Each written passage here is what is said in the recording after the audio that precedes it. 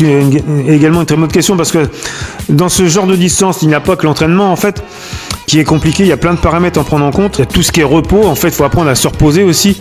Et surtout la nutrition, c'est-à-dire que le 73, j'avais fait appel à une diététicienne qui m'avait donné des bonnes infos. Là, j'ai horreur des gels, tout ça, tout ce qui est pas naturel. Donc elle m'avait proposé de me faire des sandwichs pain de mie, vache qui rit, jambon. Et j'avais adoré ses conseils, qui est Flavie Bremeau, on peut la citer, qui habite à Bressuire, qui gagne des courses à pied, donc elle sait de quoi elle parle.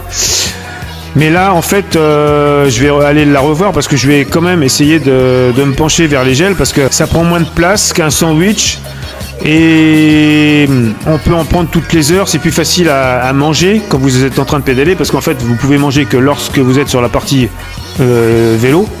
Parce qu'en nageant c'est pas possible et en courant il y a moyen aussi, mais c'est surtout sur la partie vélo à partir du moment où vous restez longtemps sur le vélo. Donc je vais essayer d'aller récolter des infos pour trouver des solutions pour manger des gels qui m'apporteront parce qu'il faut pas que du sucre, il faut aussi du sel parce que si vous êtes comme moi pas super entraîné, ça peut durer jusqu'à 16 heures de course. Et c'est extrêmement long, 16 heures. Donc voilà, les premiers vont mettre 8 heures, mais moi, voilà, donc ça peut durer très longtemps. Donc il faut apprendre à manger, mais les gels, il faut aussi s'entraîner pour voir si on les digère bien, si le corps apprécie le gel que vous. Donc il y a plein d'essais à faire en alimentation. Sans parler après des temps de repos et de la gestion des entraînements.